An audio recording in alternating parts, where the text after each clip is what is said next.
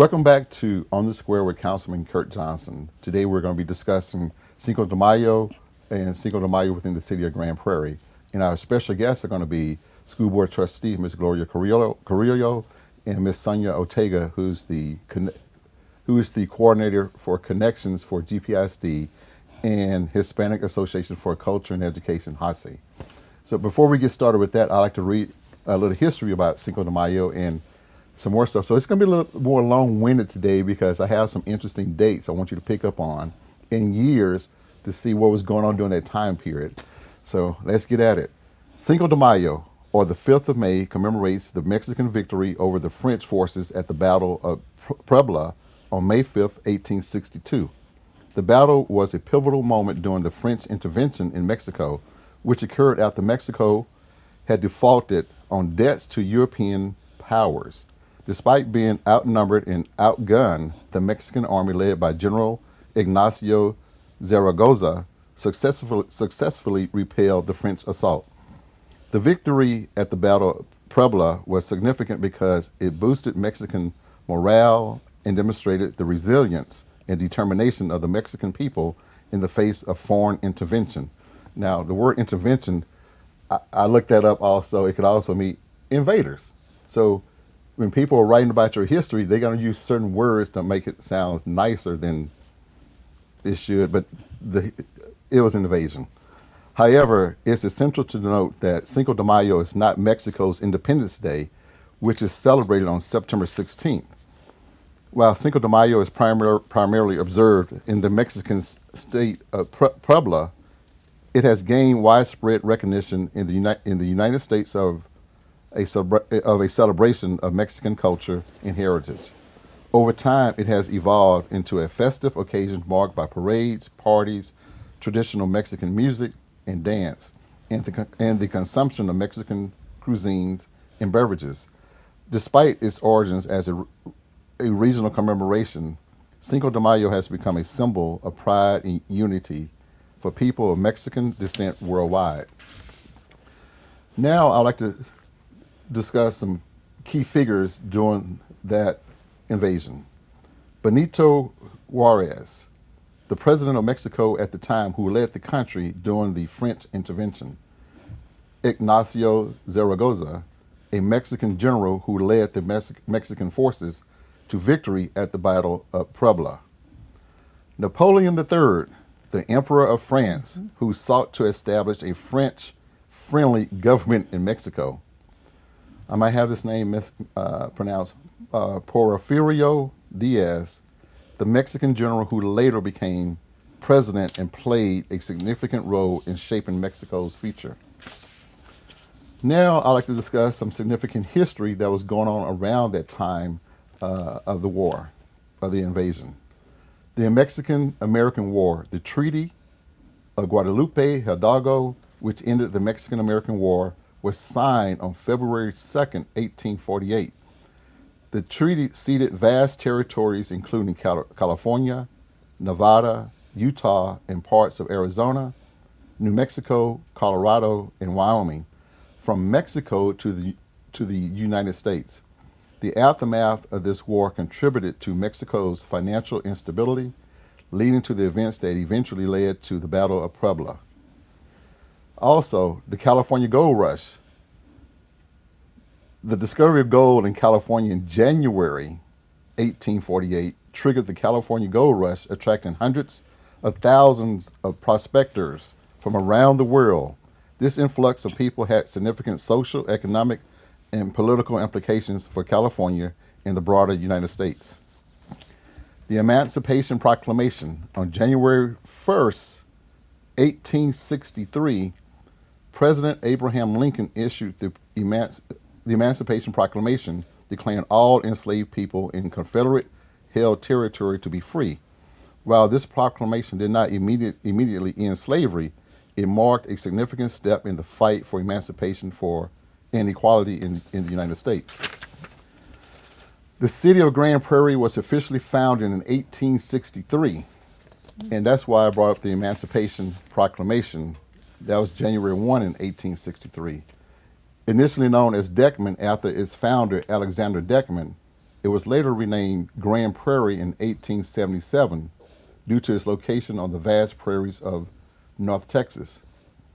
The city of Grand Prairie, Texas was officially incorporated. That's something, you need to look up. What does that mean to be incorporated? As a municipality on April 19th, 1909. This date marks the formal recognition of Grand Prairie as a city with its own local government and administrative structure. The area that is now Grand Prairie was originally inhabited by Native American tribes, including the Caddo and Comanche. European settlement began in the mid-1800s with pioneers drawn to the fertile land of farming and ranching. I'm from Shreveport, Louisiana, the Caddo Parish. So I do wonder if I'm part Caddo Indian. And that's some history right there. So now I'd like to get started with the show and welcome Ms. Gloria Carrillo and Sonia Ortega. Welcome to the show. Thank you so much, Councilman Johnson, for having us this morning. Okay, could you please introduce yourself and provide a brief overview of your background and expertise? Okay. Right now I work for the law firm of Wolf Law PLLC, personal injury litigation firm. I was fortunate enough in 2017 to be elected to Grand Prairie Independent Board of Trustees. I am the parent of 3 children that all graduated from South Grand Prairie High School, grandmother of 6 children that are doing incredible things with their life. And I guess you could call me maybe a community activist. I'm the founding member of ASE, Hispanic Association for Culture and Education. And our organization is, that's how Cinco de Mayo operates under their 501c3. ASE has been doing some wonderful things in the community. Every December we have something called Noche de Navidad, and we work with GPISD to identify those families that are at risk. And last year we provided 260 families with food, 85 to 95 pounds of food, and we gave gifts to over 1,000 kids. Okay. We also are also one of the people that helped found Yes Forum, Youth plus Education is equal to success, Yes Forum. This is the 3rd year that we've had it. We invite professionals in real estate, attorneys, doctors, all kinds of professions to come and speak to students. Last year we had 200 young people that are juniors and seniors in our school district have an opportunity to listen to these professionals and find out how they got there and what they need to do in case they want to follow that area. So I'm proud to be a Grand Prairie resident. I've been here since 1975. Wow, exciting. Ms. Ortega? Well, I am the Connections Coordinator for Grand Prairie Independent School District, and I work with families in transition. I have a degree in social work, and my interest in social work started back when I was in junior high. I'm an immigrant from Mexico, and my parents, not speaking any English, gravitated towards helping the community. I would have to go with my parents, my mother, to translate for different organizations or help that she was needing. So my father was a Korean War veteran, and he instilled in us that you never judge a person by their character, or rather by the color of their skin, but by their character, like Dr. Martin Luther King used to say. I work with my students, again, that are in transitional situations. We have identified close to 1,000 in GPISD students that are in transition, and I work very closely with the Hispanic Association for Culture and Education that helps me do my programs for them. One of them in particular that Ms. Carrillo mentioned was the Christmas program, where we feed 250 families. We also provide gifts for them. Another project that I have and that's coming up is Camp Impact. I take 120 McKinney-Vento students. That's what the program is called for families in transition. It's called McKinney-Vento, to camp. But back to the Noche de Navidad is what the Christmas program is called. 250 families. I'm on the board, and right now we're working with scholarships.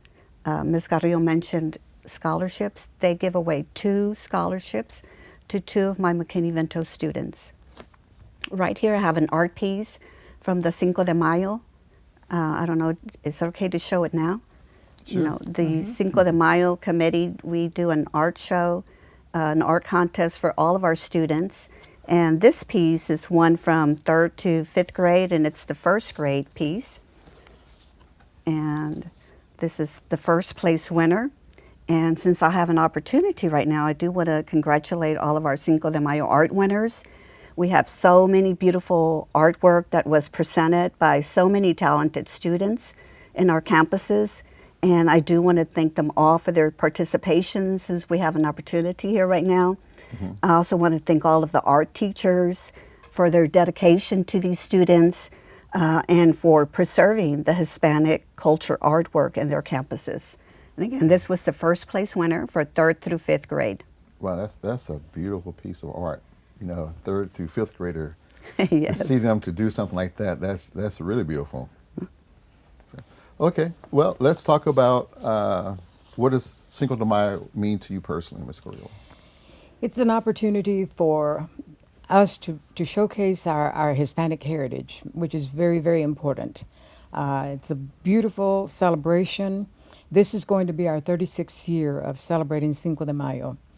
The parade is the largest in the community of Grand Prairie. This year we're changing the starting route. We're going to be lining up at Travis World Language Academy in their parking lot. It has grown so much that there's no way that we can use any of the side streets and the businesses. So we're going to start at Travis World Language Academy. And people start lining up at 8 o'clock in the morning, even though the parade's not until 10. So it's going to be a beautiful event. We proceed all the way to downtown City Hall, and we have celebration all day long. It's a beautiful celebration. We have mariachi groups, we have ballet folklorico, we have choral groups. This is possible only because of the relationship, the partnership that the City of Grand Prairie and GPISD have, because we work together and it's a wonderful event. And in addition to that, we're able to provide, with the help of our sponsors, scholarships for Grand Prairie students. We've been doing this for, like I said, 30 some odd years. We have awarded right at $500,000 in scholarships to Grand Prairie students. Wow, that's amazing. What about you, Ms. Ortega? What does Cinco de Mayo mean personally to you? It just means a lot of cultural celebration and a mean of preserving our culture. Different events, the children get to participate, and just lots of the parade. I mean, some of the awesome things in the parade are the horsemanship, you know, which is also part of our culture. They always are put at the end of our parade, and it's just very beautiful preservation of our Hispanic culture. Yeah, I think it's one of the well-attended parades, and I've always enjoyed coming down there because you get to learn. And I believe from being in the military, I got to travel the world, and I love learning about different cultures and try to get an understanding from them. And what I've learned over the years from being in the military is that 90-95% of the stuff we all do the same.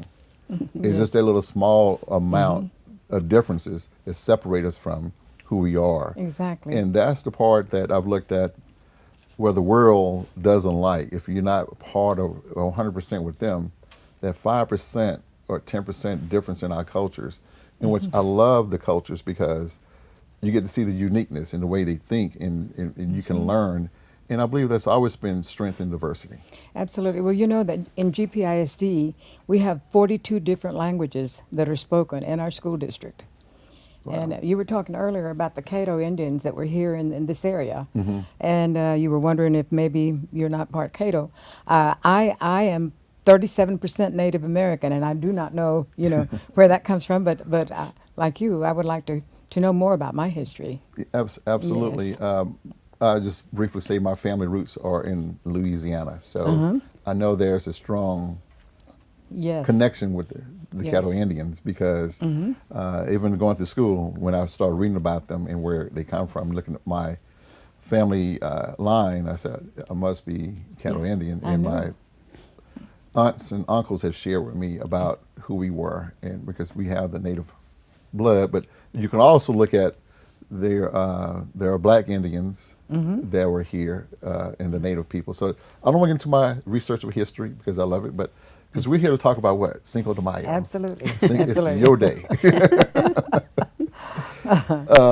How do you think Cinco de Mayo contributes to the celebration and preservation of American heritage and culture in Grand Prairie? Like I said earlier, I think the fact that we're able to showcase the Hispanic culture, our food, our talent.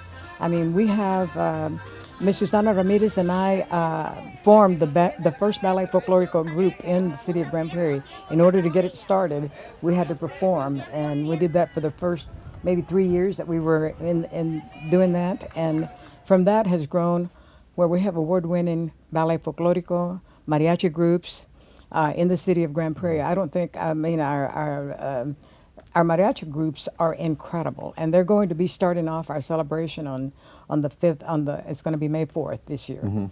And so, I mean, the talent of the kids is just incredible, and that we're able to feed into it, nurture it, is very important. Didn't last year the mariachi band win first place in the state? Oh, yeah. Oh, yes. Both of them, Sol Azteca and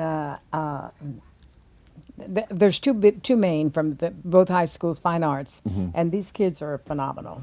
They're great. We've had an opportunity to listen to them and well, I'm just saying I've had an opportunity to listen to them, and they're awesome. I mean, it's just amazing to hear young people playing at that level, and it's just like performance. Wow. Sol Azteca, and I mean these kids, and even our middle schools have mariachi groups, and they're all good. They're all. I think it's wonderful that our district is when these things started. I think that it was a way for us to keep our kids in school. We were having a higher dropout of the Latino, Hispanic kids, and I think that it has instilled so much confidence and so much pride in them that they're able to showcase that talent and their culture. That's good. Ms. Ortega, you have anything to add? Or? The other group is the Mariachi Azul. Yes. Yeah. So yeah, we have so much talent within our young people, and I just really like that the district allows teachers to nurture that talent that they have and to bring it out in these children. It's so wonderful to see them performing during the Cinco de Mayo celebrations. Right. Both dance, their ballet folklóricos, and their music, the mariachis. Right. Yeah, we petitioned the school board for those programs way back.